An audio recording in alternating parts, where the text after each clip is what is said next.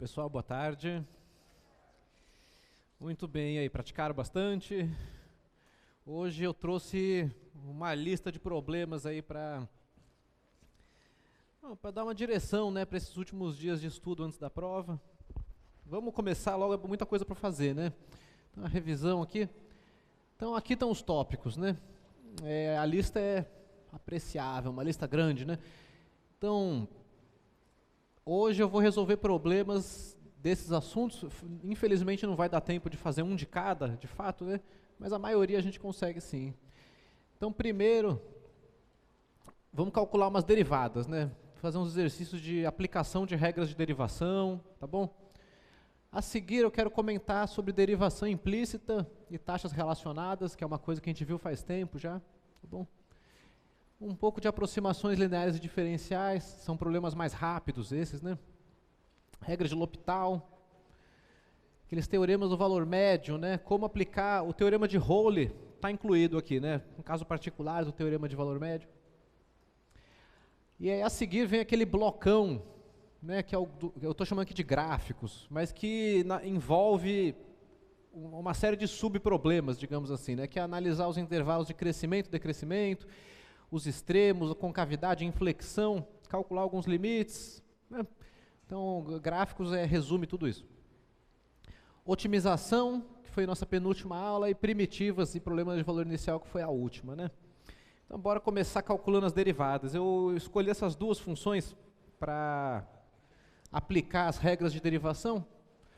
A primeira, inclusive, é da lista de monitoria, né? Um exercício do livro do Stewart, que está na lista de monitoria. A segunda é uma adaptação que eu fiz de uma outra lá. Então, vamos começar derivando essa primeira função, né? Que é a função f de x igual a x² mais 1 dividido por x² mais 4 dentro de uma raiz quadrada, né? E eu quero a derivada dessa função.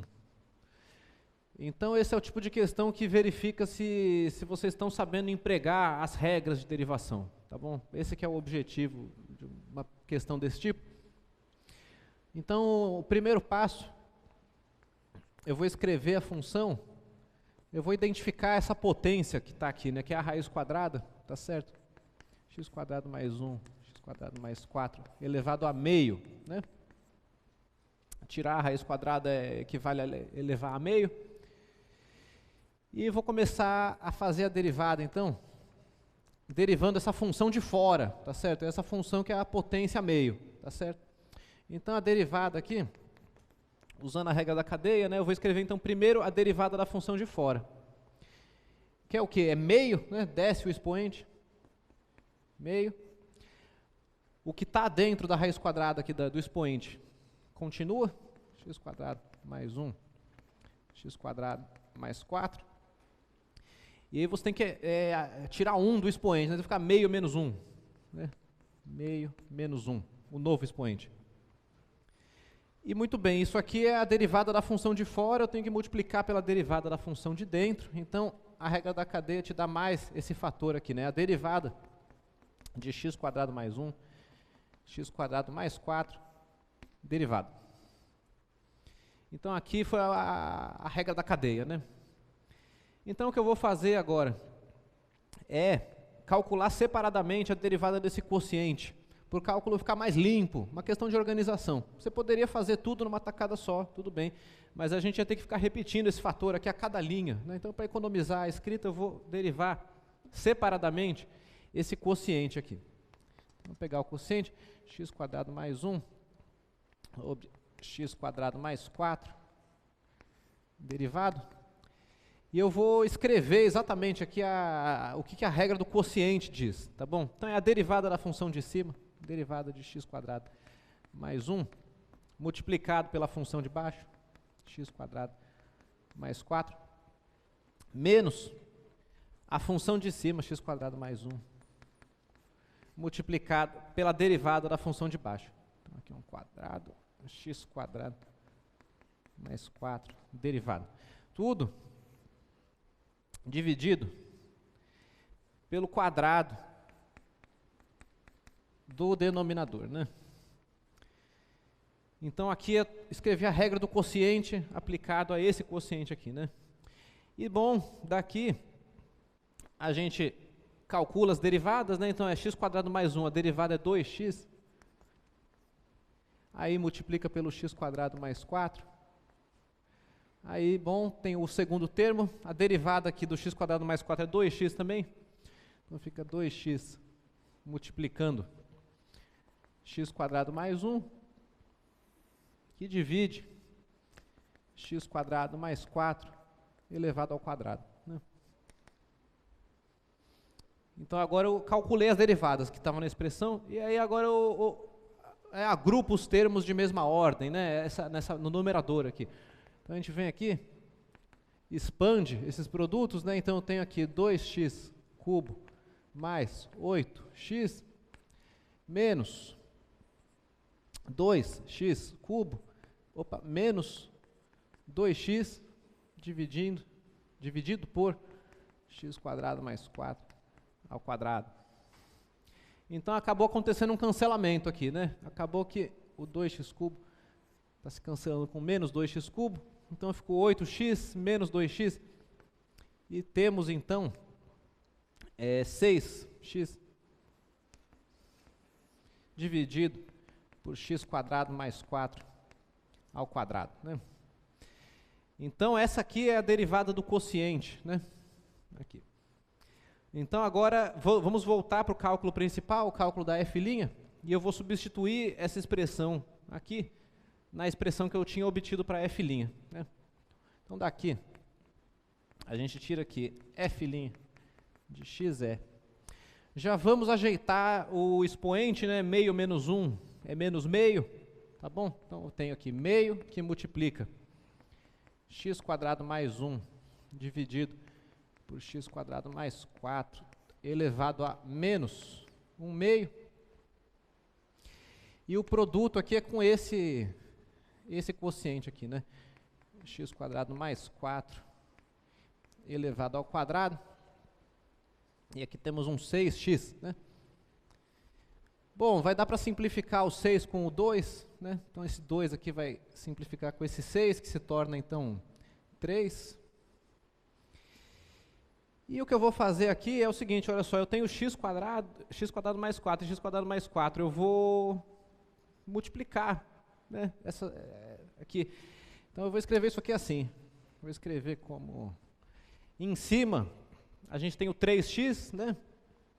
3x.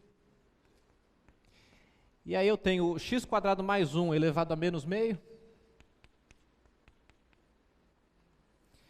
E aqui eu tenho x² mais 4 elevado a menos meio e elevado ao quadrado. Então embaixo fica x² mais 4 elevado a 2 menos 1 meio, né? Muito bem, e aí isso aqui é igual a... Eu vou já colocar os expoentes negativos, vou descer as expressões, né? Tá bom? Então eu tenho aqui o x² mais 1 elevado a meio, o x² mais 4, agora é 2 menos meio, que é 3 meios. 3 meios, dividindo o 3x, que fica em cima mesmo, com o seu expoente positivo, né? E está aí a resposta, já está uma resposta boa, né? Uma expressão compacta, está claro? A gente pode talvez colocar a raiz quadrada. Conclusão, então, é que f' de x é a raiz quadrada de x² mais 1 multiplicado por x² mais 4 com o expoente 3 meios, quer dizer, é a raiz quadrada elevada ao cubo, mas eu vou deixar o 3 meios, acho que talvez seja mais claro assim. E tudo isso divide o 3x, né? Tá bem? Então essa é a expressão que eu encontro para a derivada da função, tá bom? Aí é claro que podem surgir expressões equivalentes a essa e um pouco mais aparentemente diferentes, é normal, né? Mas nesse momento você tem que procurar chegar na expressão que fique mais compacta, que fique mais organizada, tá bem? E é meio subjetivo isso mesmo, né? Dependendo do que você for fazer com essa derivada, pode ser melhor uma expressão ou outra. O exercício é só calcular a derivada, eu optei por deixar assim a resposta. Oi, diga.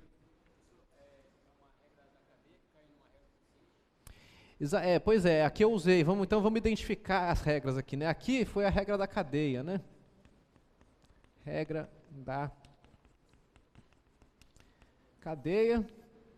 Eu derivei a função de fora, que é de onde vem esse meio, elevado a meio menos 1, multiplicado pela derivada da função de dentro. Aqui foi a regra da cadeia.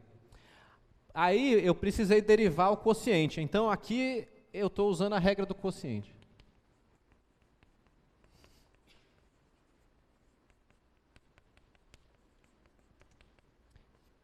E daqui para frente é uma questão de manipulações algébricas, não tem mais derivada nenhuma. Daqui para frente foi multiplicar, né, cancelar, simplificar. Aqui então daqui para frente é manipulações algébricas. Então, cuidado com os expoentes, né? Eu sei que vocês têm meio que medo das raízes quadradas, raiz cúbica, essas coisas. São expoentes, né? Então, você identificando o expoente e aplicando a regra nele, vai dar tudo certo. Mas tem que fazer com calma para não se atrapalhar. E, bom, se você tem mais experiência, já pode fazer mais direto também, né? Agora, no tipo de questão sobre derivar uma função um pouquinho mais complicada, quanto mais claro você conseguir escrever esse cálculo, melhor, tá certo? Pensando na pessoa que vai corrigir ele depois, que no caso sou eu, ou o professor Tiago, ou, enfim, outros professores de vocês. Então procurem não dar passos grandes demais, tá certo? Até para minimizar a sua chance de errar, né? Então, nesse tipo de questão, o que conta realmente é o desenvolvimento, é a aplicação das regras, né? Tá legal? Então, valorizem aí essa parte da organização. Vamos fazer o segundo ali, o ln do seno ao quadrado de x mais 2, né? Então, essa aí eu escolhi para a gente lembrar das derivadas do ln, do seno, não é? Também da regra da cadeia. Então, essa função aqui, f de x, ln do seno ao quadrado de x somado a 2. Então, novamente, a gente começa com a regra da cadeia, né? A derivada da função vai ser a derivada da função ln aplicada no seno ao quadrado de x mais 2 vezes, né, a derivada de seno ao quadrado de x mais 2. Então, apliquei a regra da cadeia. Já vou substituir quem é a derivada do ln. A derivada do ln é 1 sobre aquilo que você está tirando o ln, né? Então, aqui fica 1 sobre o seno ao quadrado de x mais 2, que divide essa derivada aqui, que eu vou calcular separadamente, né? Tá bom? Seno ao quadrado de x mais 2, derivada. Então, o cálculo auxiliar aqui, que é a derivada de seno ao quadrado de x mais 2, fica assim, né? Eu tenho que... Bom, a derivada de 2 é a derivada de uma constante que é zero, então fica só a derivada do seno ao quadrado de x, né? E aí vem aquela regra da cadeia, que talvez seja uma das que a gente mais fez, né? Que é quando você deriva o quadrado de uma função. E aí aparece aqui quem, né? 2 vezes o seno de x, que multiplica a derivada do seno de x, né? Derivei o quadrado da função. Então, é a derivada da função que eleva ao quadrado, que é 2 vezes o seno, multiplicado pela derivada aqui da função de dentro. Então, tem esse seno linha aqui. E aí, bom, a derivada do seno é o cosseno, né? Então, 2 seno de x, cosseno de x. Aí, a gente pega e substitui de volta aqui no cálculo principal, né? Conclusão é que daqui segue que a derivada de f é 2 seno de x cosseno de x dividido por seno ao quadrado de x mais 2. Então, essa é a minha resposta final. Tá bom? Então, nessa prova sobre derivadas, é esperado que vocês saibam as derivadas das funções básicas de cabeça. Então, é a derivada do seno ao cosseno, derivada do cosseno é menos seno, do ln é 1 sobre... todas essas. Então, isso aqui, esse exemplo eu trouxe para enfatizar isso, né? Tem que saber essas derivadas básicas aqui, para poder usar, para derivar funções compostas a partir delas, tá certo? Ok, alguma pergunta, então, sobre... Oi?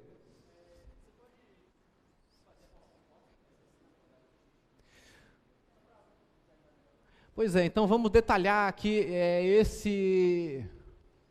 esse passo aqui, né? Esse passo, a hora que eu derivo o seno ao quadrado. Então, esse passo,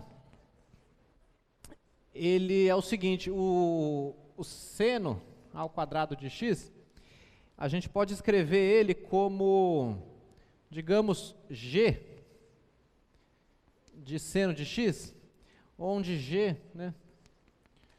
Eu vou chamar aqui de g de u, é a função u quadrado, né? U quadrado.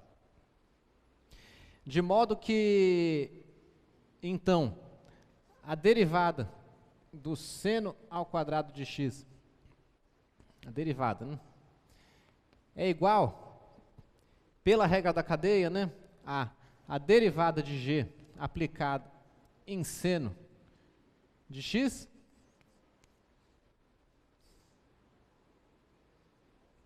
eu estou derivando a composição aqui, multiplicada pela derivada de seno de x.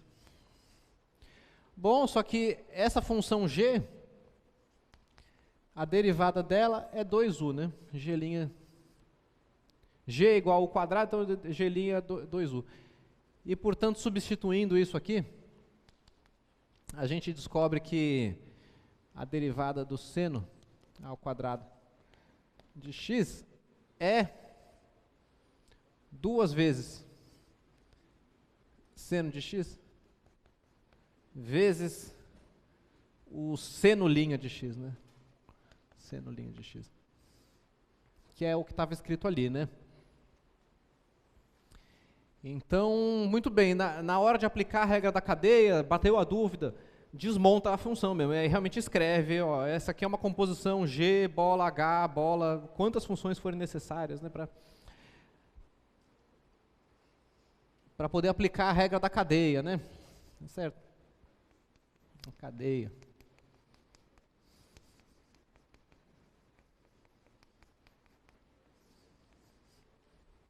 Beleza.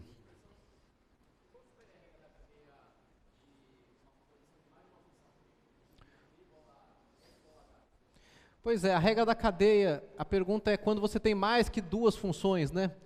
F, bola G, bola H', calculado num certo x. Bom, você aplica ela aos poucos, né? Então, primeiro, essa aqui é mais fácil de escrever do que falar. Então, primeiro é a derivada da função de fora, aplicada na função de dentro, multiplicada pela derivada da função de dentro. Aqui é um produto, né? Multiplicação. E aí, para derivar g bola h, eu aplico a regra da cadeia também, né? Então, aqui fica a derivada da função de fora, aplicada na composição das funções de dentro, multiplicado pela derivada da função intermediária, essa função g que está no meio do caminho aí, aplicado em h de x, e isso aqui é multiplicado por h' de x, né? Então, se você tem 14 funções, você tem que aplicar de fora para dentro, né? Repetidamente, a regra da cadeia, né? Então, em abstrato fica assim, né? Então, bora ver agora um de derivação implícita. Eu trouxe esse daqui, olha só. Assumindo que y é função de x definida implicitamente, calcular a derivada de y.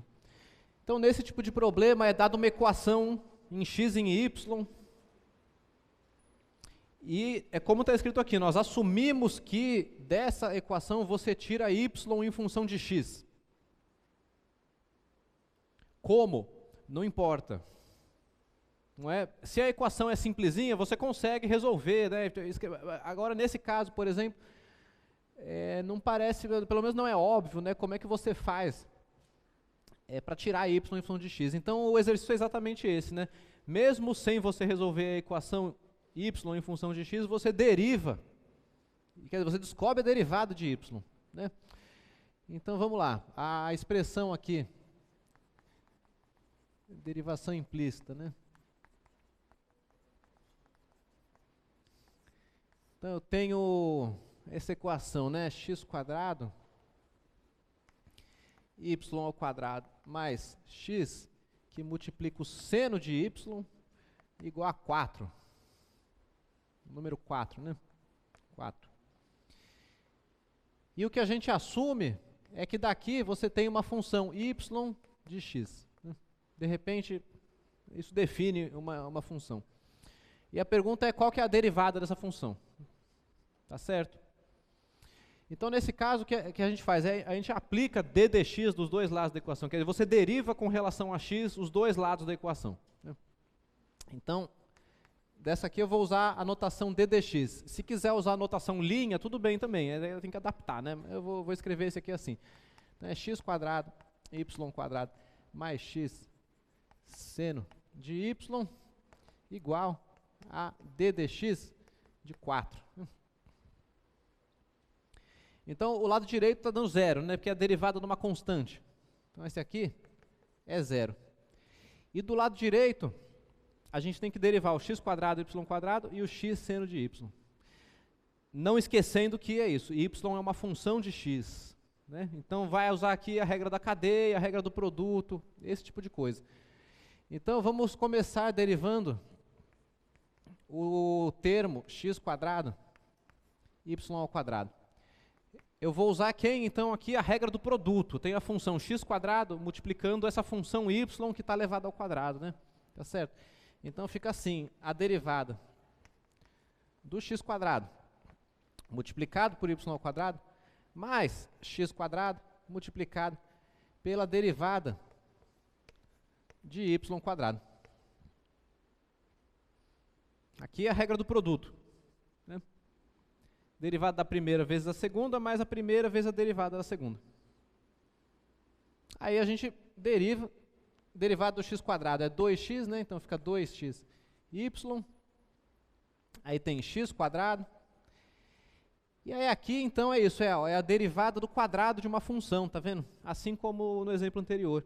Então aqui a regra da cadeia te dá 2y dy dx. Né? A derivada do quadrado multiplicado por isso, aí multiplica pela função de dentro. Ainda que a gente não tenha uma fórmula para ela, né? É exatamente isso, a gente vai daqui tirar dy dx. Então, derivei esse produto aqui. E agora eu vou derivar o segundo produto, o x seno de y.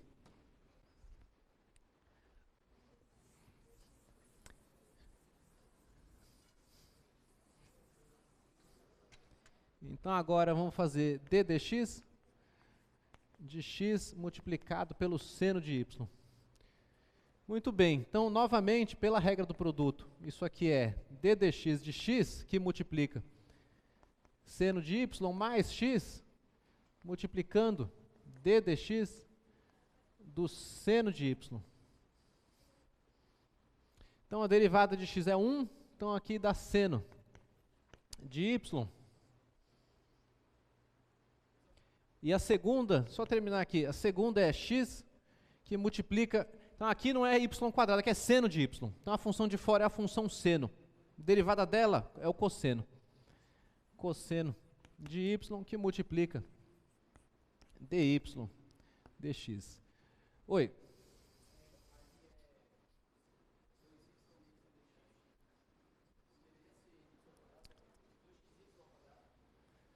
Na primeira... Ah, sim, eu estou dando razão. Aqui era d dx de x quadrado, que é o 2x, e aí é o vezes y quadrado. Estava faltando aqui, né? Esse expoente aqui. Esse pedaço virou esse aqui, né? E o y quadrado é o y quadrado aqui. Aí aqui era como? Né?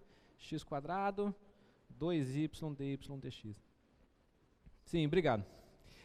E então aqui algo parecido aconteceu, né? E aparece que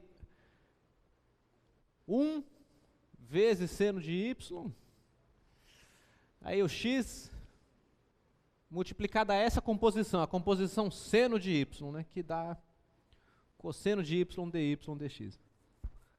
Então, agora eu vou juntar tudo, né? E a conclusão, então, é que, ou seja, né? A gente tem aqueles dois termos lá, né? O 2xy², mais, eu vou colocar o 2, né, antes das letras, né? 2x², y, dy, dx, aí tem mais esses dois, mais seno de y, mais x cosseno de y, dy, dx. E muito bem, isso aqui é tudo igual a zero, né? Vou escrever aqui, é igual a zero. A expressão toda, né? É igual a zero. Então, o objetivo aqui é resolver essa equação para tirar dy dx daqui, né? Então, eu vou agrupar os termos que estão multiplicando dy dx, colocar ele em evidência, e aí eu tiro ele a partir dessa equação. Então, no caso, fica assim, né? Tem o 2xy² que não multiplica a derivada, né? Aí tem o seno de y que não multiplica a derivada. Agora tem os termos que multiplicam a derivada, né? Então agora a gente abre um parênteses aqui, ó, 2x² y. Aí vem o x cosseno y. Isso aqui tudo multiplica dy dx e dá zero, né? Então a resposta aqui qual que é, né? É que dy dx é igual a primeira parte passa com o sinal trocado para o lado direito, 2xy² menos seno de y, e o que está multiplicando dy dx passa dividindo, né? Então aqui fica dividido por 2x² y mais x cosseno de y. Então está aqui a derivada.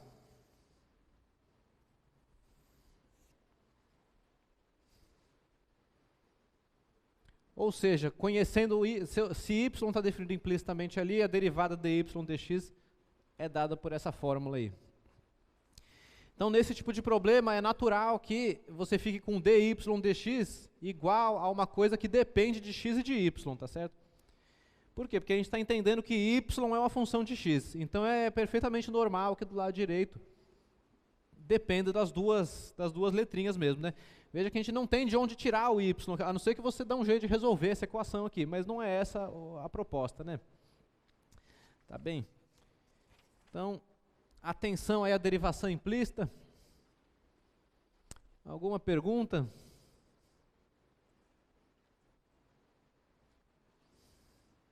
Oi.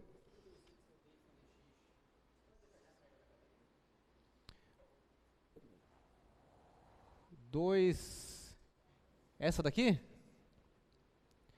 Pois é, essa aqui é exatamente a mesma conta que está feita aqui. É essa mesma conta aqui. Então, eu tenho y² é g de y, onde g de u é u², né? E, portanto, a derivada aqui, com relação... vou derivando dos dois lados, né? Eu vou colocar assim, y² linha, né? É g' aplicado em y multiplicado por y'. Ou seja, é 2y, y', né? Então, aqui novamente a função de fora era a função que elevava ao quadrado, né?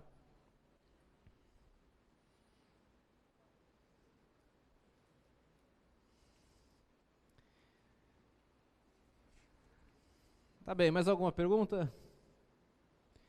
Então, eu já não me lembro o número da lista agora, mas tem uma lista de exercícios, lista de monitoria, que tem alguns probleminhas desse tipo aí, né? Era mais um tempo atrás já, né? Muito bem, então o próximo é um exercício de taxas relacionadas, que é uma coisa muito parecida com isso, na verdade, né? No fundo, são aplicações da regra da cadeia, tá certo? Esse negócio de derivação implícita, taxa relacionada, é tudo regra da cadeia, tá certo? Então, esse problema aí que está colocado é o seguinte, vamos fazer o desenho, né? Você tem uma escada apoiada na parede, você conhece o comprimento da escada, né? Tem um número aí, 6 metros. E aí a situação é a seguinte, então eu vou fazer o desenho aqui. Taxas relacionadas, né?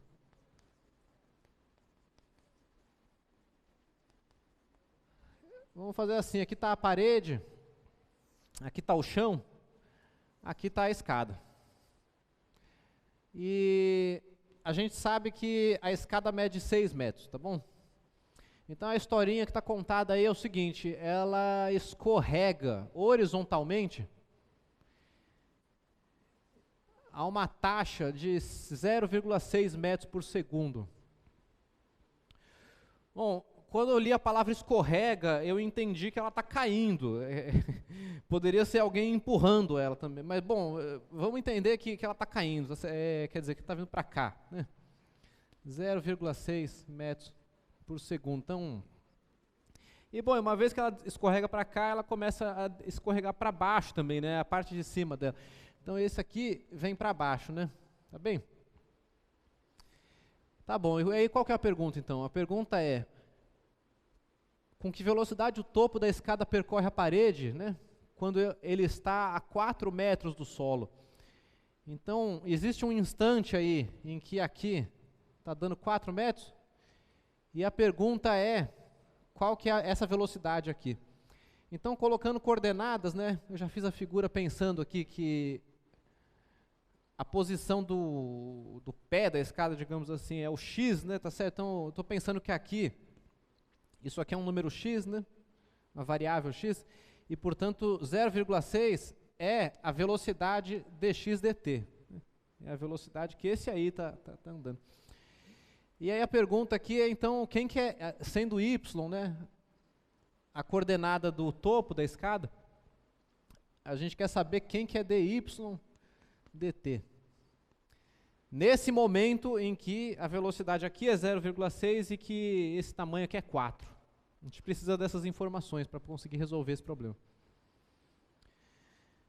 Então, como é que funciona esse negócio? Né? A gente conhece dx dt, quer saber dy dt, você precisa encontrar uma coisa que amarre x com y.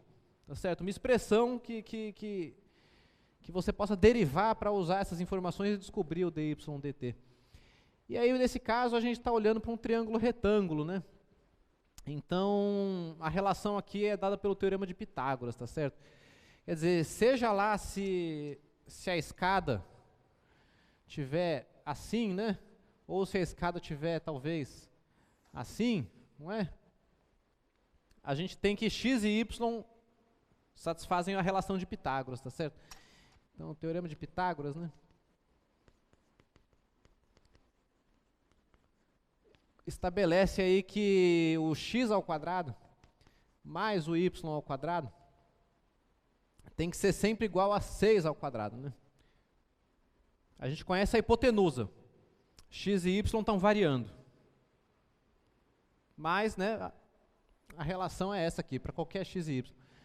E aí é essa expressão que eu vou derivar para resolver o problema. Então,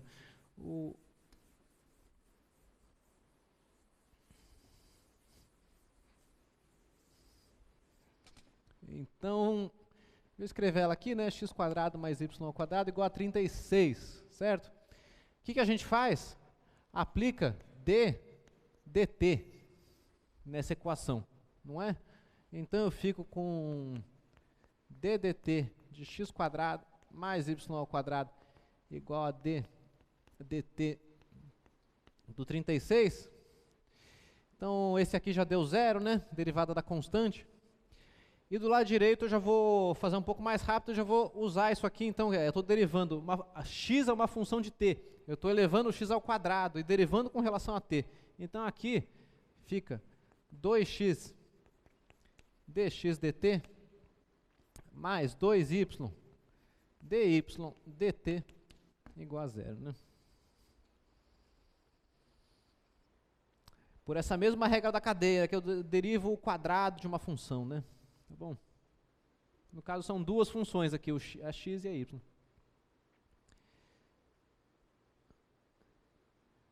E aí, o que a gente conhece aqui? Bom, eu conheço dx dt, né? É 0,6. Eu conheço y, porque a gente sabe que esse instante aí, o y é igual a 4, né? Agora, se eu sei que o y é 4, eu descubro quem que é o x também, né?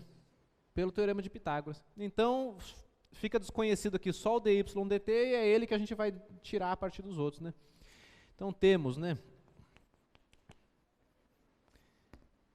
dx dt é dado, 0,6. O y é dado, que é 4. E tendo y igual a 4, a gente sabe então que x ao quadrado mais 4 ao quadrado é igual a 36, né? Ou seja, x ao quadrado é igual a 20. Bom, 20 é 4 vezes 5, né? Fatorando. E então a raiz quadrada aqui é 2 raiz de 5, né? X tem que ser mais ou menos 2 a raiz de 5. Então, nessa expressão eu tenho x também. No caso vai ser o mais, né? Eu estou pensando x positivo. Tá certo? Então, quer dizer, o x é 2 raiz de 5. Então, substituindo, né? Substituindo, eu fico com 2 vezes 2 raiz de 5 vezes o número 0,6, né? 0,6 mais 2 vezes o 4, né? 4 que multiplica dy dt igual a 0. E aí resolvendo, né, em dy dt, eu descubro que ele é igual então a menos 2 vezes 2 raiz de 5 vezes 0,6 dividido por 2 vezes 4, né? 2 vezes 4. Eu não efetuei as multiplicações porque eu sabia que a gente ia desfazer algumas delas. Então é melhor nem fazer, né? Porque já corta aqui o 4 com o 2 vezes 2, né? Aí eu fico com... Então, isso aqui está dando... O 0,6 dividido por 2 dá 0,3.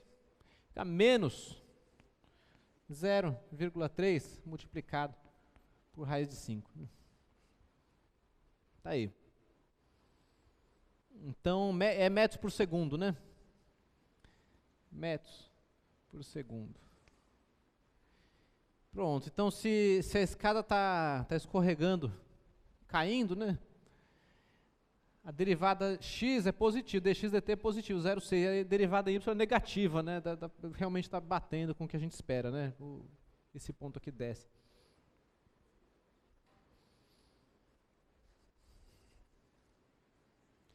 Então tá aí mais uma aplicação da regra da cadeia, né? Taxas relacionadas. Tá bom?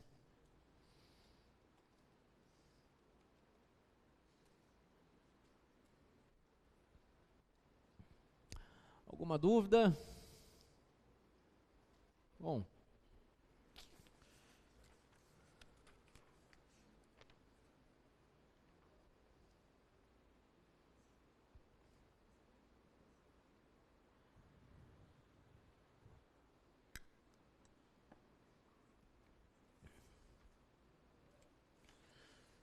Tá certo, então eu vou continuar já agora aproximações lineares, né? Um problema mais rápido. Esse exercício assim de calcular a linearização dessa função num certo ponto. É um exercício de lembrar o que significa esse negócio de linearização, porque uma vez que você saiba, é uma conta mais rápida, até porque a função, não vai dar trabalho derivar ela, né? É uma função polinomial, tá certo? Então, lembrando aqui quem que é a linearização da função, né? Então, a linearização nada mais é do que a função cujo gráfico é a reta tangente ao gráfico de f no ponto dado, tá certo? Ela é L de x, é f de p, que é o valor da função no ponto, mais a derivada da função calculada no ponto, multiplicado pela diferença x menos p. Certo? É a função cujo gráfico, né? Vou escrever aqui, função cujo gráfico é a reta tangente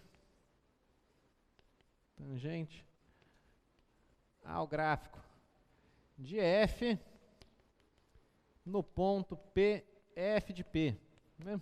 A fórmula está ali. E aí no exercício, a função é esse polinômiozinho aí, né? Um x4 mais 3x2. E aí o ponto em questão é o ponto menos 1. Então é só calcular aí os ingredientes da expressão, né? Você calcula f de p. F de p então é menos 1 à quarta, mais 3 vezes menos 1 ao quadrado. Isso aqui então é 1 mais 3 dá 4, né?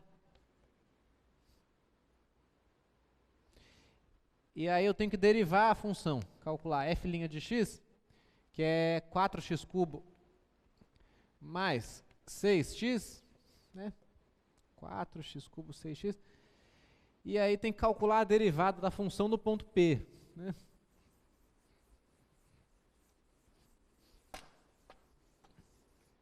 Então aqui, f' de p é 4 menos 1 cubo mais 6 vezes menos 1. Então é menos 4, menos 6, então dá menos 10. E com isso, a linearização fica assim, né? 4 menos 10, x mais 1, que é menos menos 1, né? Fica x mais 1. Ou seja, L de x é a função menos 10x. Aí aqui é mais 4, menos 10, menos 6, né? E é isso, né? O cálculo da linearização. Está feito aí. Menos 10x, menos 6. É uma questão de lembrar o que significa a aproximação linear, né? A linearização. Então aqui a gente não está nem falando de aproximações, está falando só de calcular a linearização, né? E muito bem, na mesma aula que a gente viu isso, a gente falou também de quê? De diferenciais, né? De como que você usa diferenciais para estimar o erro máximo feito em certos cálculos. Então, um exercício rápido disso também é esse aí, olha só. O raio de um disco circular é de 24 centímetros. Um erro possível de 0,2, né? Então você sabe o raio a mais ou menos 0,2. Usar diferenciais para estimar o erro máximo na área calculada. Tá bom. Então,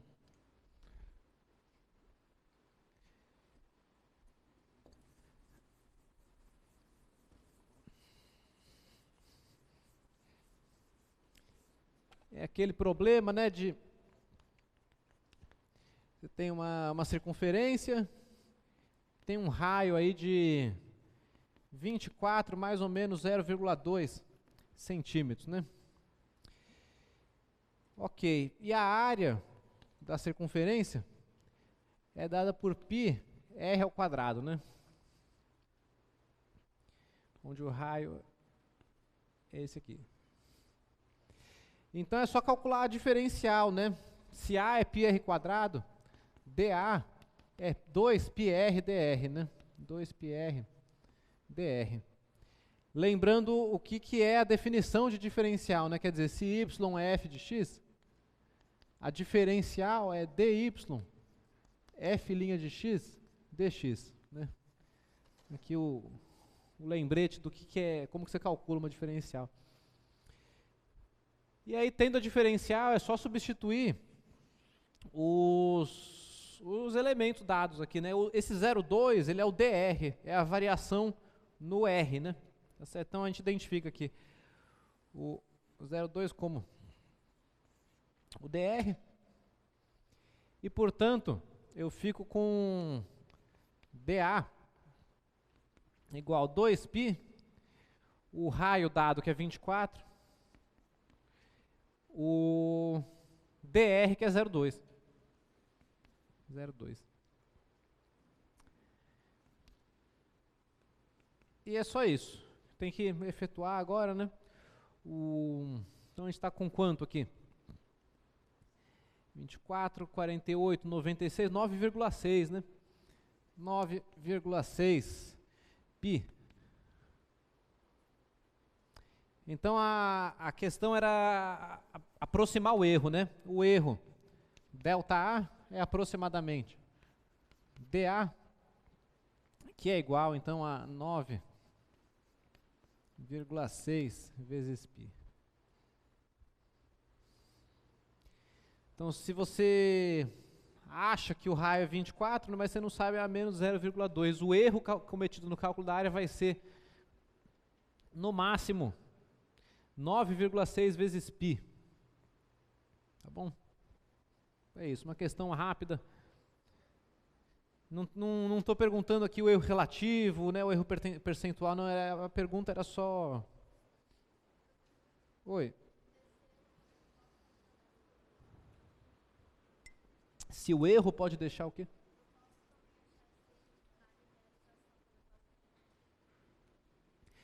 Sim, a pergunta é se dá para calcular o erro usando a linearização, né? Então, a resposta é sim, mas veja só, aqui a ideia era você estimar uma diferença, né? A gente queria saber uma estimativa para a diferença dos valores da função, né? O tal do ΔA, né? Na verdade, quando você usa a linearização, normalmente você está preocupado em, conhecendo o valor da função em um ponto, aproximar os valores da função perto desse ponto. Então, são coisas muito parecidas, mas o formalismo fica mais curto se você faz com a diferencial aqui.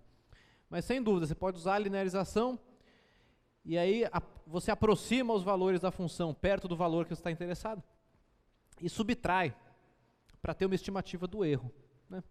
Então dá para fazer sim.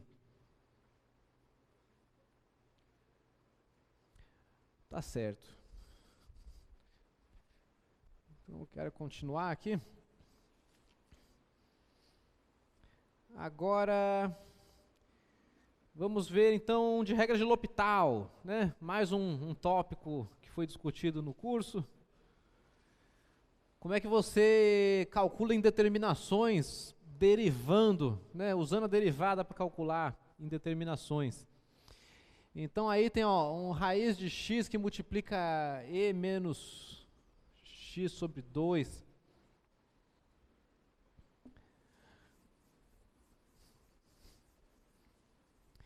Então, em primeiro lugar, a gente tem que ver se é uma indeterminação mesmo, né? Vamos ver.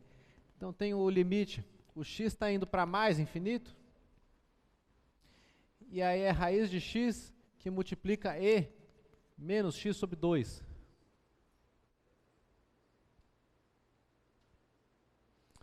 Eu vou logo escrever isso aqui como? Bom, tem um expoente menos x sobre 2, eu vou passar ele para o denominador. E vou escrever isso aqui como? Raiz de x dividido por e x sobre 2. Então, o que tem que observar, né, é o seguinte: quando o x vai para mais infinito, a raiz de x vai para mais infinito. E de x dividido por 2 também vai para mais infinito, né? Então, a observação é que raiz de x vai para mais infinito quando o x vai para mais infinito, e x dividido por 2 vai para mais infinito quando o x vai para mais infinito. Então, nesse caso, a gente tem uma indeterminação, né? Uma indeterminação do tipo infinito sobre infinito. E aí a regra de L'Hopital pode entrar no jogo, né? Tá bom? Então aqui, isso nos autoriza a tentar usar a regra de L'Hopital, né?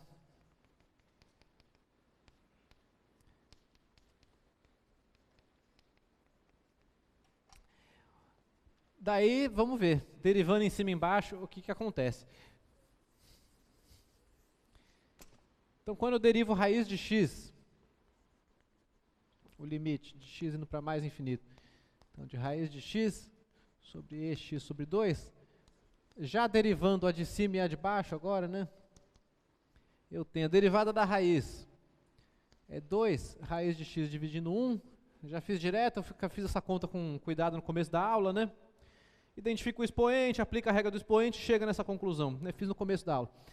Agora, embaixo aqui, é a derivada da exponencial, que é ela mesma, multiplicado pela derivada do x sobre 2, que é meio, né? Então, você fica com meio e x sobre 2. Então, esse é o novo quociente, né, que apareceu aí. O que acontece? Cancela o meio com meio, né? Tem meio em cima, tem meio embaixo, cancela os dois. E isso aqui é igual ao limite de x indo para mais infinito, de quê? De raiz de x, que multiplica e x sobre 2, né? Jogando aí com o numerador e com o denominador. É ou não é? Muito bem, agora quando o x vai para infinito, a raiz de x vai para infinito e a exponencial vai para infinito também. Então isso aqui está indo para zero. E é aí que está calculado, então, meu limite. Né? Uma aplicação de L'Hopital. Esse aqui, quer dizer, esse aqui é do tipo 1 dividido por infinito. Né? Então eu descubro que raiz de x multiplicado por e menos x sobre 2, quando x cresce, isso aí se aproxima do zero, tá certo? Apesar da raiz de x ir para infinito, esse e menos x sobre 2 que está indo para zero, ele, quando você multiplica os dois, ele ganha, né? Quer dizer, ele faz a função ir para zero. Então você tem um infinito vezes zero, dando zero nesse caso, né? Tá bom? Essa aqui é a análise aí do limite. Então aí eu precisei aplicar o L'Hopital uma vez só, não é? Tiveram exemplos em que a gente aplicou o L'Hopital repetidamente para conseguir concluir alguma coisa. Nesse caso, logo de primeira já saiu a resposta, desde que você saiba manipular quocientes, né? Tá certo? Tem que entender direitinho isso aqui.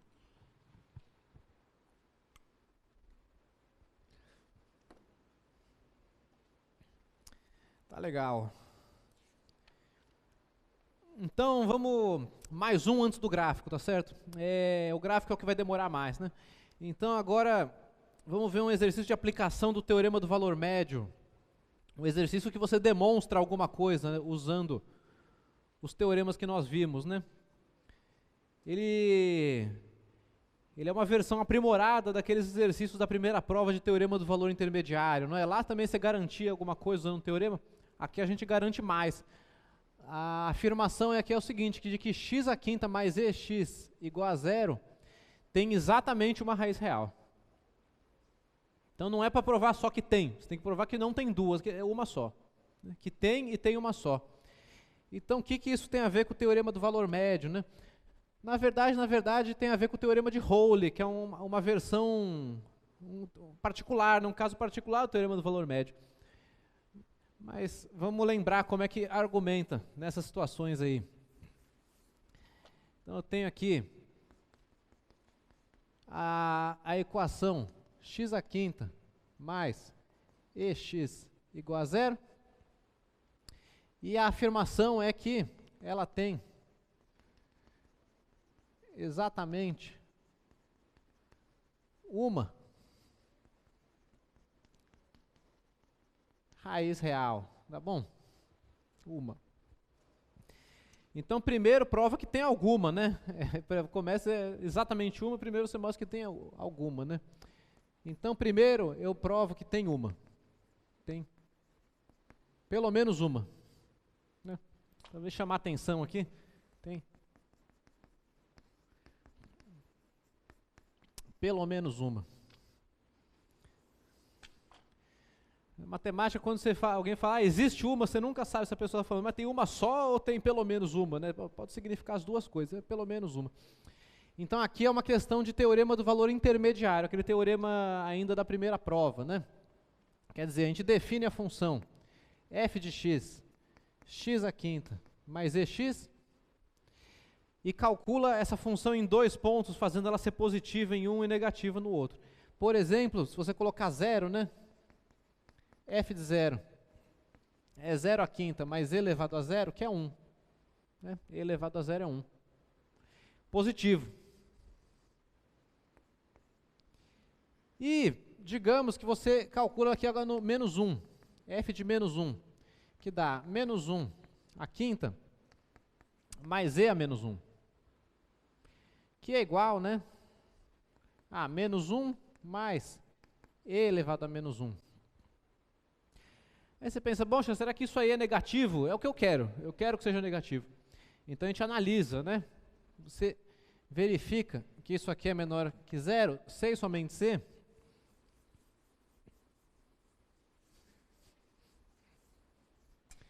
C e somente, então eu vou escrever assim, menos 1 mais 1 sobre E menor que zero. Agora veja só, né? Ó, isso é equivalente a 1 sobre E ser menor do que 1. É uma equivalência aqui. Somei 1 dos dois lados.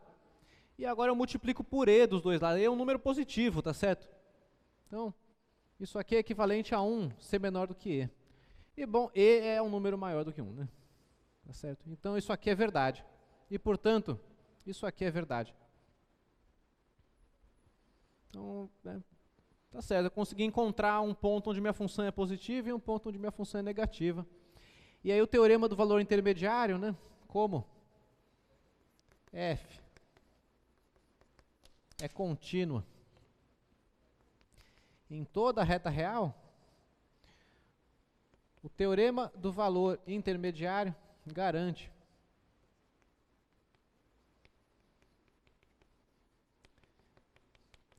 que existe, eu vou chamar de x0, a gente sabe até mais ou menos onde está esse x0, né? Ele está entre esses dois valores que eu substituí aqui, entre o menos 1 e o 0. Né? Que é a função, então, f de x0 vale 0. Pronto, com isso eu garanto que existe, tá certo? Existe alguma raiz. E aí o negócio aqui é argumentar que ela é única, tá certo? Então, intuitivamente falando, por que ela é única? Bom, porque se você derivar essa função, vai dar uma função positiva e, portanto, essa função é crescente. E aí, uma vez que ela cruza com o eixo x, ela nunca cruza de novo, né? Nem cruzou antes, nem cruza de novo. Então, intuitivamente falando, é porque essa função é crescente. E a gente sabe disso usando o teste da primeira derivada. Tá certo? Então, é mais ou menos assim que eu vou argumentar. Mas eu vou ser mais preciso, tá certo? Eu vou falar com mais cuidado o que eu quero aqui. Então, agora eu vou mostrar, então, que é única, né? Essa raiz aqui é única. Então, isso aqui funciona assim. Suponha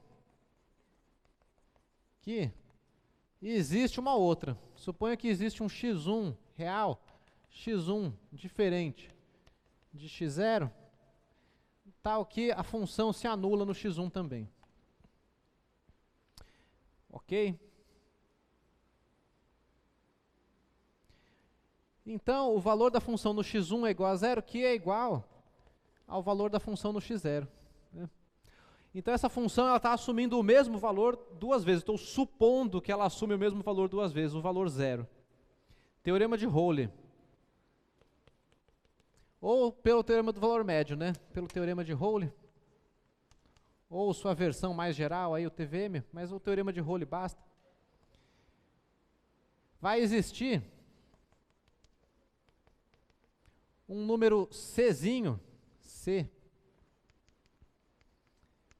entre x0 e x1, tal que a função tem derivada nula no C. Não é verdade? Então, se a função vale 0 em 2 pontos, a gente sabe que a derivada dela tem que ser igual a 0 em algum lugar no meio desses 2 pontos, não é? Só que isso aqui é falso. E é isso que conclui a demonstração. Né? Então vem aqui o quê? Um outro lado aqui, né? Vem o mais, né? Mais a derivada dessa função, f' de x, a gente calcula e dá 5x² mais ex. Né? E isso aí é sempre maior que 0. Né? Por quê? Porque x² é maior que 0, pois... Bom, x² é maior que 0, que implica que 5x² é maior que 0, e isso implica que 5x² mais ex é maior que 0. Uma vez que, lembrem-se, né, a exponencial é sempre positiva, né? Para todo x real. Ah, não, tem que escrever mais uma frase. Então nós chegamos numa contradição, tá certo? Isso é um argumento por contradição. Né? Se existir o x1 que eu falei ali, vai ter um ponto onde a derivada é nula. Mas, na verdade, a derivada nunca é nula. A conclusão é que não existe aquele x1 que eu disse ali. É um argumento por contradição, certo? Uma prova por absurdo. Conclusão?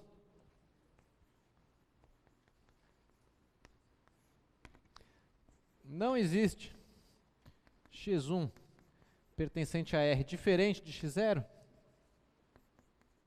Tá, ok. F de x1 é igual a 0.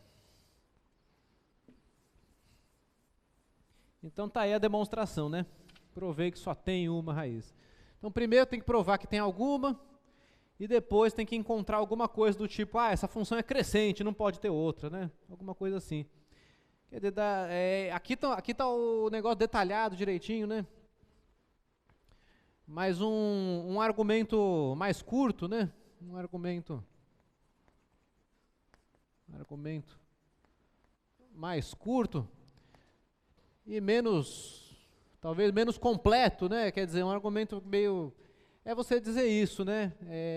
Então aqui já está pronto, né? Mas um argumento mais curto uma vez que você sabe que a derivada da função é positiva para todo x real, isso implica então que f é uma função crescente, né? Crescente. Em R, quer dizer, ela tem o intervalo de crescimento dela é toda reta. E isso significa, então, que f tem, no máximo, 0, né?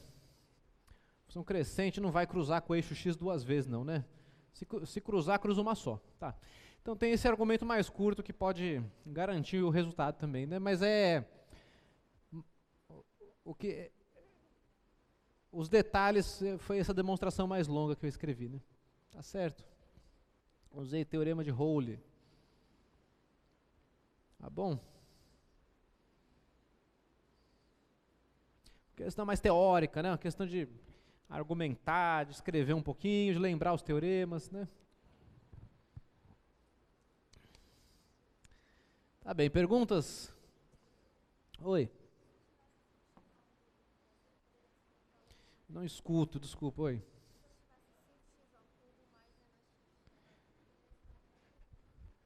Pois é, a pergunta dela é, e se fosse 5x ao cubo, né, na função? Se eu não me engano, na lista de monitoria está 5x ao cubo. Quer dizer, se a função fosse f de x... Não, pera aí, era 5x ao cubo na derivada ou na função? Ah, não, aí na derivada, aí fica diferente esse argumento aqui, né? Quer dizer, se a gente olhar para a função, vou chamar de g, vai, gx igual a 5x ao cubo, mais EX. Não é verdade que essa função é sempre positiva, né? E você pode pensar, por exemplo, no limite, né? Essa função aqui não é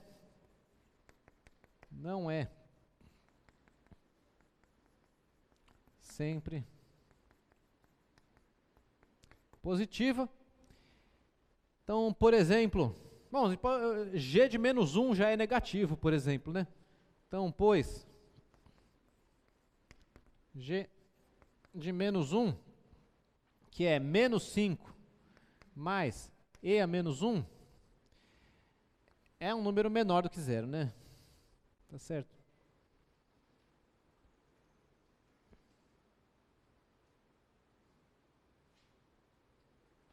Quer dizer, 1 sobre e é menor do que 5, sem dúvida nenhuma. Então, isso já garante.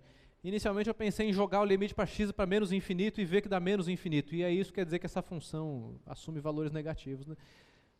Então veja só, esse exercício funciona porque o expoente da função original era ímpar, né? Então quando deriva vira um expoente par, e aí esse expoente par te dá um termo sempre positivo. Originalmente na lista de monitoria eu acho que era a função x cubo, e aí derivava, aparecia o x quadrado e o argumento sai todo igualzinho, né? Só para ficar um pouco diferente eu coloquei o expoente 5, mas é na mesma, né? Enfim. Mas aí, então, se pegar essa variação aqui, em que a derivada é 5x ao cubo mais ex, aí você não garante que tem só um zero não, aí realmente pode ser que tenha mais, né? Tá bom? Ou que não tenha, né? Ou que tenha mais, mas... Tá bom. Então chegou a hora do gráfico, acho, né? Então tem aqui uma função para a gente analisar, né?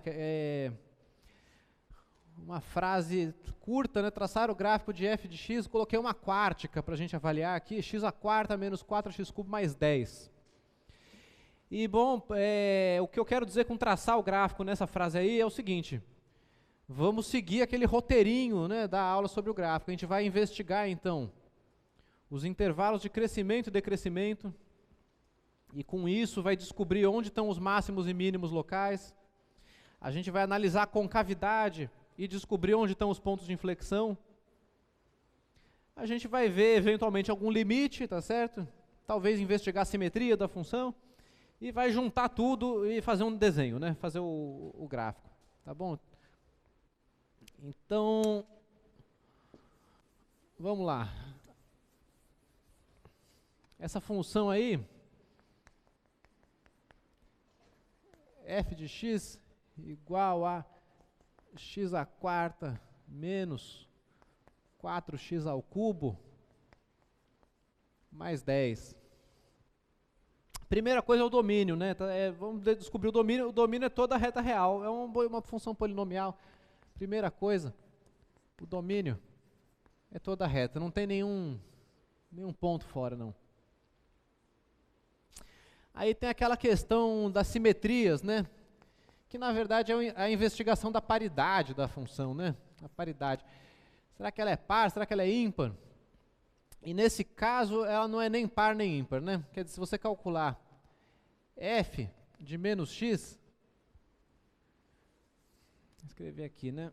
F de menos x é menos x à quarta menos 4 vezes menos x ao cubo mais 10.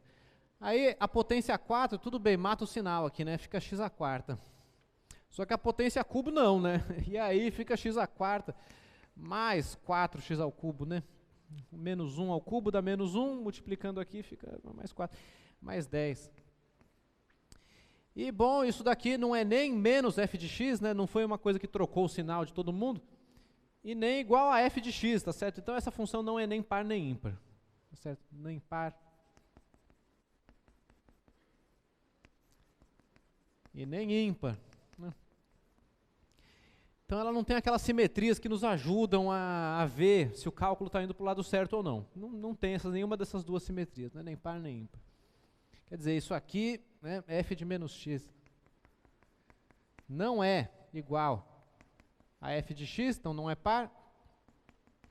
E f de menos x também não é menos f de menos x, né? E, portanto, não é ímpar. Então, esse item da paridade aí está feito. Agora vem a terceira parte. A terceira parte é o exercício de determinar os intervalos de crescimento e decrescimento da função e identificar os máximos e mínimos locais. Essa é a terceira parte, né?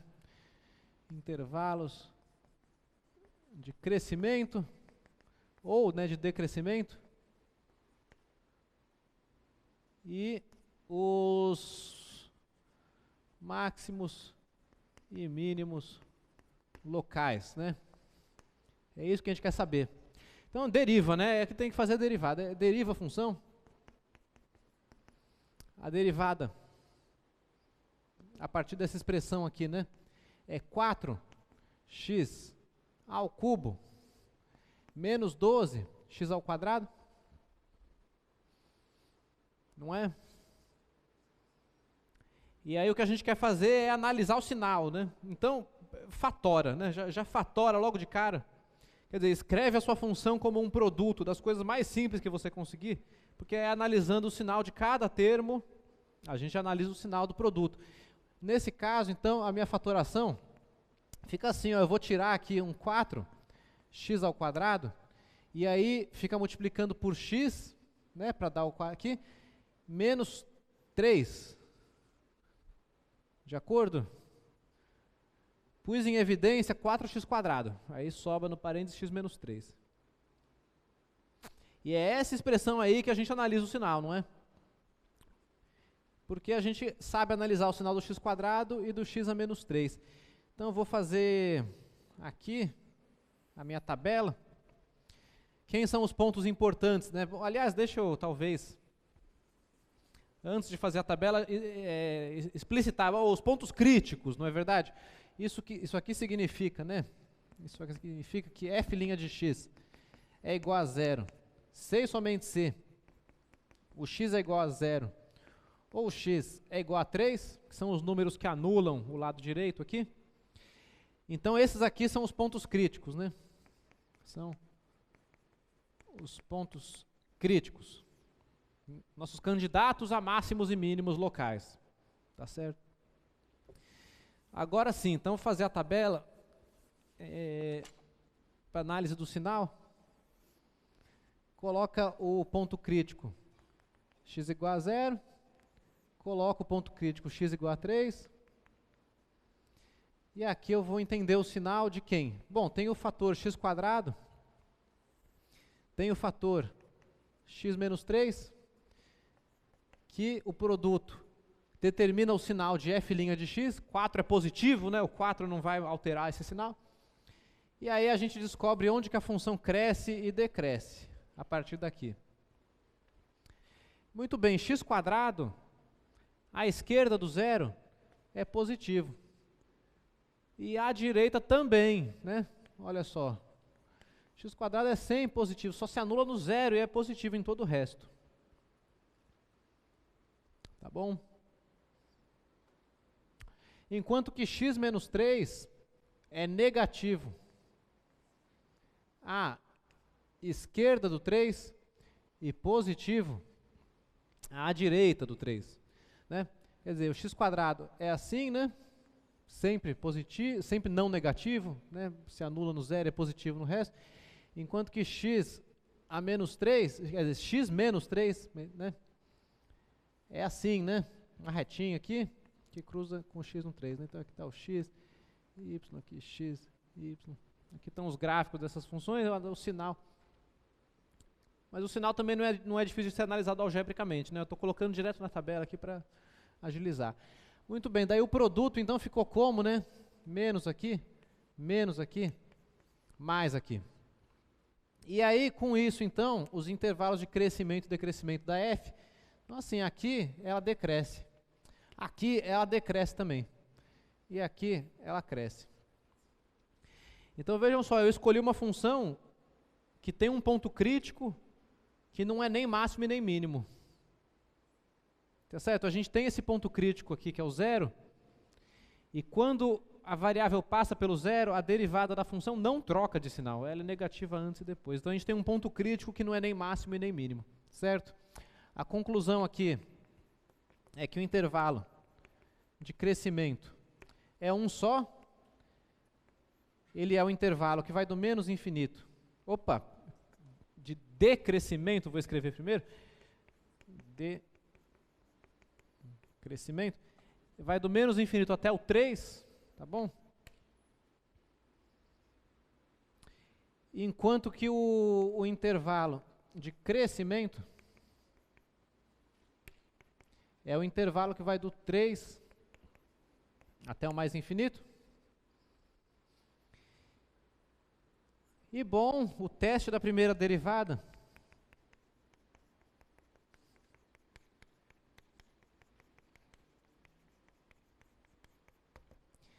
ele vai dizer que o x igual a 3 é um mínimo, né? X igual a 3 é mínimo local. E bom, a gente vai precisar, no final das contas, calcular o valor da função nesse mínimo local, para poder marcar o ponto lá, né? Então, eu já calculo agora f de 3. F de 3, aí tem que pegar, a fórmula é 3 à quarta, né? 3 à quarta, menos 4 vezes 3 ao cubo, mais 10. A gente está falando aqui de 81, menos, aqui é o quê? 3 ao cubo, 27, 4 vezes 27 é 108, né? 108, e aqui mais 10, então é 91 menos 108. A conclusão, então, é que o f de 3 está me dando 9 mais 8, menos 17, né? Então, esse é o valor mínimo local da função, né? A gente encontra a coordenada x, mas encontra a coordenada y também. Tá aí. E aí agora o próximo passo é a concavidade, né? A análise das concavidades. Então, a quarta parte aqui é a concavidade.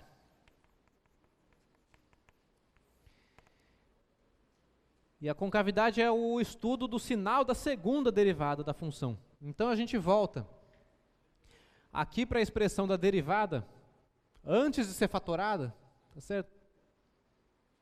E deriva de novo. Calcula a segunda derivada da função. F, duas linhas, vai ficar 12 x quadrado menos 24x, né? Menos 24x. E novamente, eu preciso analisar o sinal disso aqui, eu fatoro para reconhecer os fatores, os termos, né? Que então vai ser, vou colocar em evidência um 12x, e aí aqui fica x menos 2. Certo? X quadrado 12, 24, x menos 2. E aí vem vir uma tabelinha parecida com essa agora.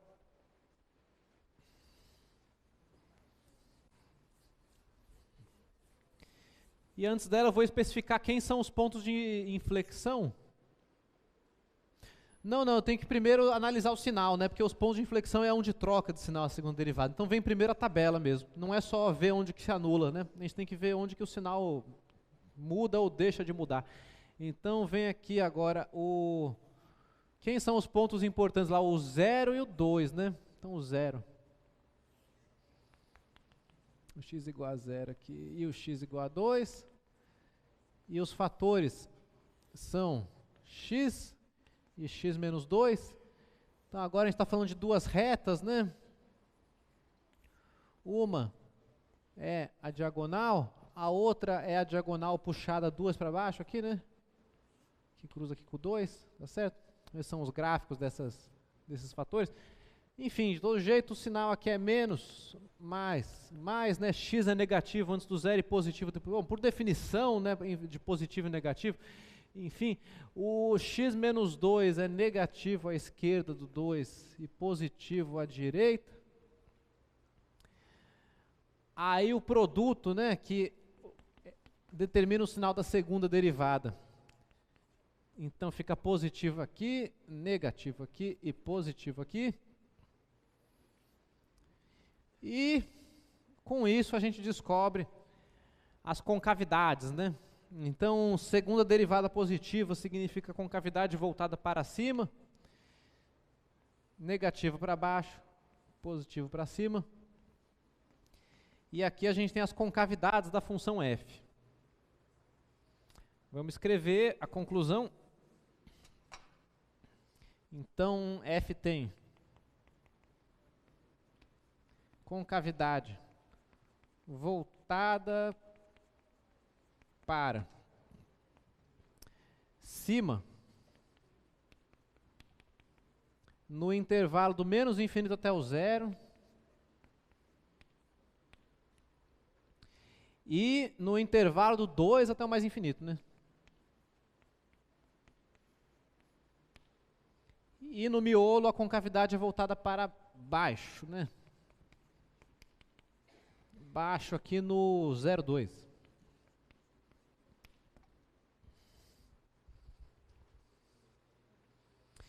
E aí aconteceu que a segunda derivada trocou de sinal no 0 e no 2. Então nós temos dois pontos de inflexão, não é? Então, os pontos de inflexão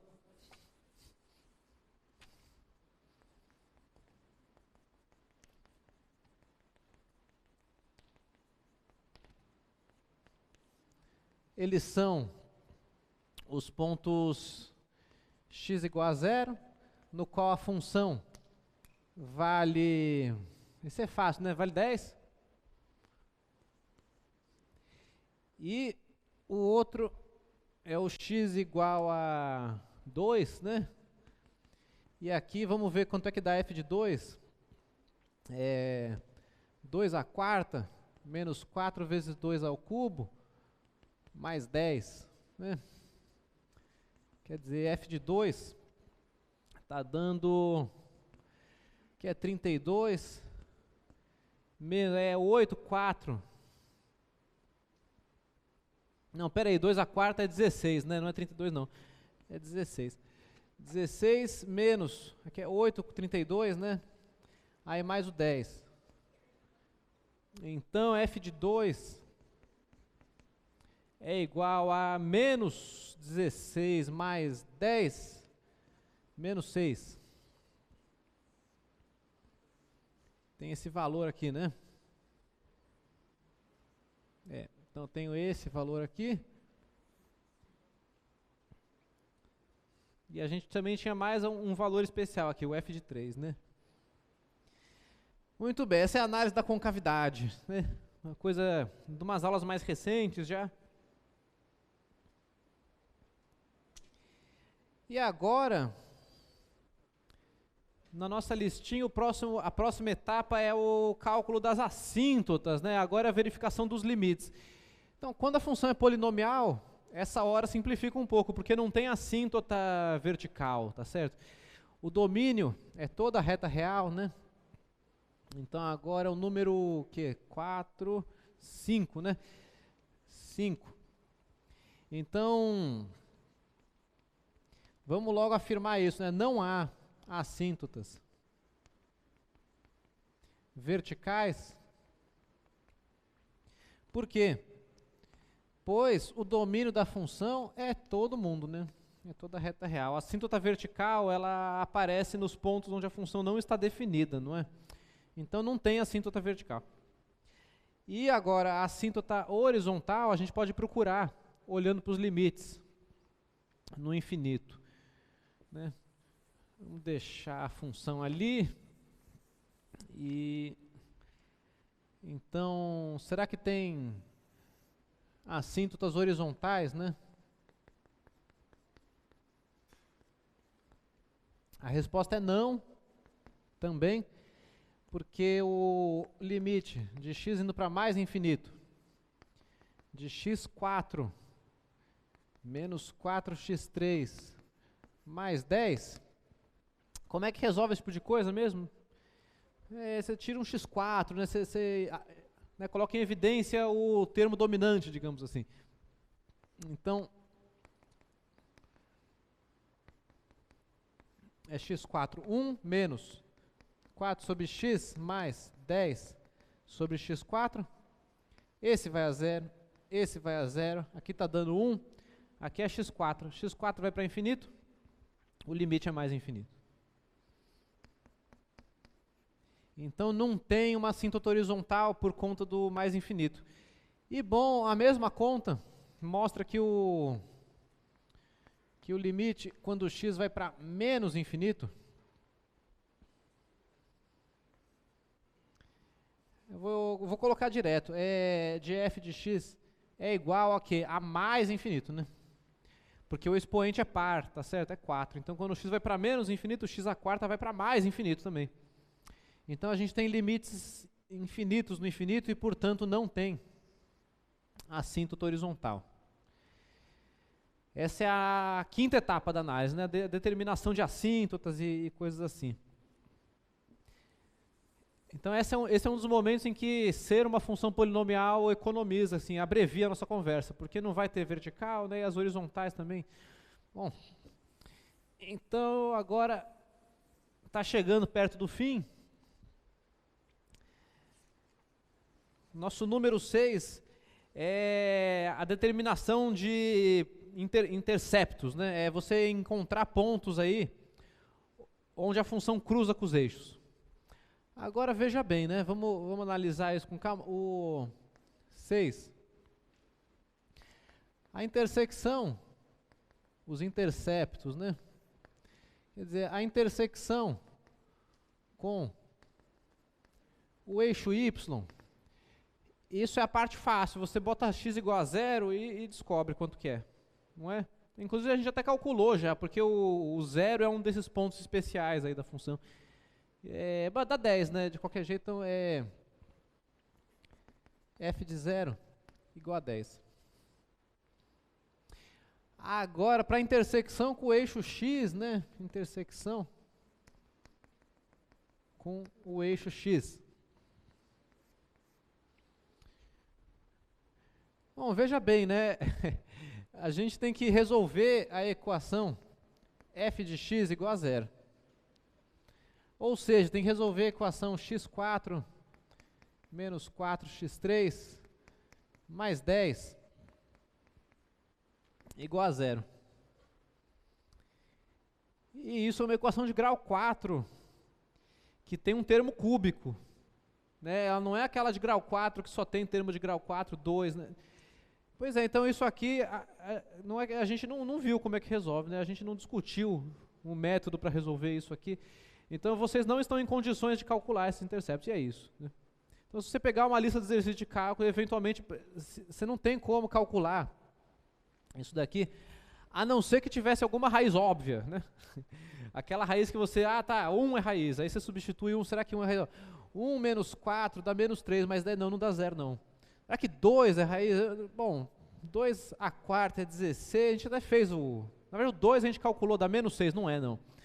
E o menos 1, será que não é? Dá 1, mais 4, mais 10, também não dá 0. Então, não parece assim, porque se você descobrisse uma raiz, daria para dividir o polinômio e começar a desenrolar as outras, né?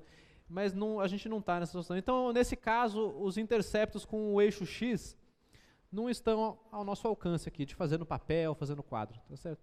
E existem maneiras, mas como eu falei já na aula, né, essas maneiras não são amplamente difundidas, né? Então, isso aqui fica por isso mesmo. É isso. Então, intersecção com eixo x, eu sei lá. Não sei. Mas, na verdade, a gente já tem pontos o suficiente para saber mais ou menos onde que elas vão estar, tá certo? Porque eu já conheço esses pontos onde a função, alguns deles a função é positiva, outros é negativa, a gente tem um mínimo, não é isso? É um mínimo, não é? Então, nesse momento, a intersecção com o eixo x fica por isso mesmo, porém o gráfico vai dar uma ideia de onde que estão essas raízes aí. Quer dizer, a gente já tem pontos suficientes, tá certo? Então eu não estou levando a receita, né, à risca, Estou deixando uma coisa meio assim, mas tudo bem. A gente já está em condições de fazer o desenho. Agora, para fazer o desenho, eu vou antes fazer um resumo das informações para não me perder. Vamos pensar aqui como é que eu vou fazer.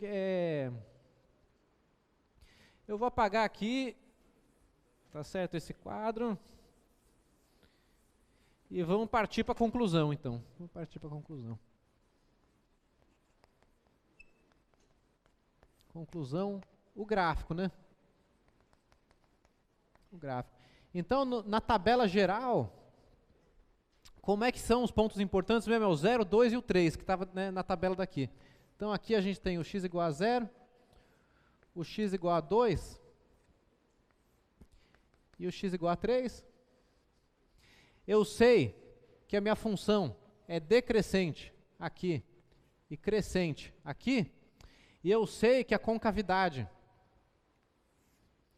ela é voltada para cima antes do zero. Então aqui a função é decrescente com a concavidade voltada para cima. No zero você tem um ponto de inflexão. A concavidade passa a ser voltada para baixo, mas ela continua decrescente, não é? Aí, o ponto 2, 3, concavidade voltada para baixo, à esquerda, e para 3, ela fica aqui a função já é assim de novo, né? Ah, pronto, é isso mesmo. Então vamos fazer assim, vamos desenhar as concavidades. Aqui assim, aí aqui virou assim, aí aqui vira assim de novo e é assim para sempre, né? Tá certo? Essa é o resumo aí da história. E o meu ponto de mínimo, ele está, na verdade, aqui, né? Aqui. Pronto. Então, agora está respeitando as minhas conclusões todas. E aí a figura, então, vai ficar assim. Eu vou precisar dos valores, né? Tá? Eu tenho que fazer uma figura que... lá de cima do 10, né, a gente tem uma inflexão no 10, lembra? A inflexão no 0, f de 0 é 10, lá em cima 10. Lá para baixo a gente tem esse mínimo menos 17, né? Então, eu tenho que marcar aqui algo que vá do menos 17, né, no eixo y, e que vá pelo menos até o 10, né? Tá certo? Vai pelo menos até o 10. Aí nessa hora de fazer o gráfico, dependendo da função, dos valores, você vai precisar fazer ele meio distorcido mesmo, tá certo? Quer dizer, às vezes, se você quisesse fazer num sistema de coordenadas de fato quadrado, né, podia não caber no papel, ou não caber nessa lousa, tá certo? Então, nesse momento, eventualmente, você pode precisar dar uma achatada no desenho. O importante é que as informações estejam lá, e que essas características gerais estejam lá, crescimento, decrescimento, inflexão, máximos e mínimos, tá bom? Mas a escala nem sempre dá para a gente garantir, isso não tem muito jeito. Então eu vou colocar o meu eixo X, tipo aqui, assim, tá bom? E aí, bom, esse ponto está no gráfico, né? Esse ponto aqui está no gráfico. E a gente sabe que ele é de inflexão, então ele é um ponto crítico que é de inflexão, então a derivada zero. Né, a derivada aqui é 0, a função vem decrescendo, né, lá do mais infinito, até chegar aqui com derivada 0, onde ela troca de concavidade. Então a gente já tem esse pedaço do gráfico, né? Vindo do mais infinito, passando aqui com derivada 0. Aí troca a concavidade, é um ponto de inflexão, como foi afirmado mais cedo. E aí a gente tem que pensar agora no 2, né? No 2 a função vale menos 6. Então, digamos assim, aqui, 10, aqui seria o menos 6 aqui, vai mais ou menos por aqui. A gente tem um menos 6. E, bom, o 2, no 2 a função vale menos 6. Eu vou colocar o meu 2 aqui, então. Esse ponto aqui está no gráfico também. E você veja só, entre o 0 e o 2, a função está decrescendo, com a concavidade voltada para baixo. Naquele ponto a concavidade vai trocar de novo, não é? Então aqui, a gente tem algo assim. Né? Eu vou até, na verdade, caprichar um pouquinho mais. Espera aí, eu vou colocar meu 2 um pouco mais para o lado. Fazer assim. Aqui está o 2, então. Isso. Melhor assim. Pronto. Então veja como o teorema do valor intermediário, ele vai garantir que algum desses zeros aí, os zeros eu não soube calcular os zeros, mas eu sei que mais ou menos onde ele está, né? Eu sei que pelo menos entre o 0 e o 2 vai ter que ter um zero da função, né? Esse aqui no caso. Se ele está aqui, se ele está aqui, a gente ainda não sabe muito bem, mas está aqui. Agora vem quem? Vem o 3, né? O 3 é onde a função bate no seu mínimo local. Então aqui tem uma troca de concavidade e aqui tem esse mínimo no menos 17, né? Então vamos colocar o 3 aqui.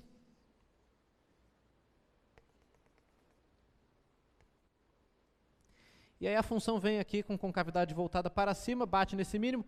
E aí na figura, você tem que deixar indicado o limite no mais infinito também, né? Que eu calculei e que dá mais infinito, né? Esse aqui. Então aqui a função volta a crescer e ela vai lá para mais infinito, né? Então tá aí. Não é dos mais bonitos, mas as informações estão todas aqui, tá certo? Derivada zero no 10, derivada zero no 3, um ponto de mínimo local, que acabou que era um ponto de mínimo global, não é verdade? As informações dizem isso. Aqui no 3, uma inflexão no 2 menos 6, outra inflexão no 0, 10. E o crescimento e decrescimento de acordo. E aí acabou que esses zeros que eu não soube encontrar, eles estão, um deles, em algum lugar entre o 0 e o 2, e o outro está à direita do 3. Também, eu não sei se ele está lá longe, ou se ele está pertinho do 3, mas a gente sabe que está à direita do 3. Então é uma função quártica com 2 zeros, e esse comportamento aí, descrito nessa figura. Tá bom? Então as questões de gráfico são assim, elas são trabalhosas, elas envolvem vários sub-itens, né? Você tem que ir fazendo um por um e se der alguma coisa errada nas suas contas, provavelmente na hora de fazer essa tabela você vai descobrir. Vai começar a aparecer uma concavidade que não coincide com o crescimento. É o tipo de questão que... Quer dizer, pode ser que você erre e não perceba, isso pode acontecer, mas tem grandes chances de que se tiver algum sinal errado em algum lugar, alguma coisa assim, vai aparecer nessa figura, tá certo? Então, pratiquem esse tipo de coisa, é claro que vai ter coisas assim na prova, né, intervalos de crescimento, enfim, óbvio, a gente falou bastante disso, né? Pratiquem. E é isso aí, pessoal, nosso tempo acabou. Desejo uma boa prova para todo mundo, sexta-feira.